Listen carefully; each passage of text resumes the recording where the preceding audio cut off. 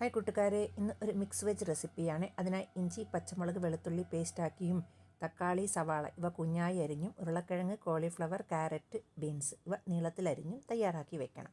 പിന്നീട് ഒരു പാനിലോട്ട് അല്പം എണ്ണയൊഴിച്ച് ഒന്ന് ചൂടായി വരുമ്പോൾ അതിലേക്ക് ഇഞ്ചി, വെളുത്തുള്ളി, പച്ചമുളക് ഇവ ചേർത്തുണ്ടാക്കിയ പേസ്റ്റ് ചേർത്ത് അതോടൊപ്പം തന്നെ കുഞ്ഞായി അരിഞ്ഞു വെച്ചിരിക്കുന്ന സവാള, തക്കാളി ഇവ കൂടി ചേർത്ത് ആവശ്യത്തിന് ഉപ്പും ഇട്ട് നന്നായി ഒന്ന് വഴണ്ട് വരുമ്പോൾ അതിലേക്ക് മസാലകളായ മുളക് പൊടി, മല്ലിപ്പൊടി, ഗരം മസാല, മഞ്ഞൾപ്പൊടി, കുരുമുളക് പൊടി, അല്പം ജീരകം ഇവ കൂടി ചേർത്ത് നന്നായി ഒന്ന് വഴറ്റിയെടുക്കണം.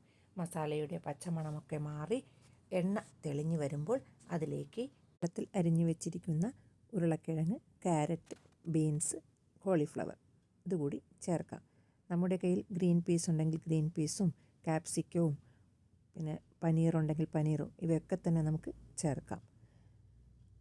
ഒന്ന് നന്നായി ഇളക്കി യോജിപ്പിച്ച് അല്പസമയം അടച്ചു വെച്ച് ഉരുളക്കിഴങ്ങും ക്യാരറ്റുമൊക്കെ ഒന്ന് നന്നായി വെന്തു കഴിയുമ്പോൾ കുഞ്ഞായി അരിഞ്ഞു വെച്ചിരിക്കുന്ന മല്ലിയിലയും അതോടൊപ്പം ക്രഷ് ചെയ്തെടുത്ത കസൂരി മേത്തി കൂടി ചേർത്ത് ഇളക്കി യോജിപ്പിച്ചു കഴിഞ്ഞാൽ സ്വാദിഷ്ടമായ മിക്സ് വെജ് തയ്യാറായി. ചപ്പാത്തിയോടൊപ്പം നല്ലൊരു കോമ്പിനേഷനാണ് മിക്സ് വെജ്.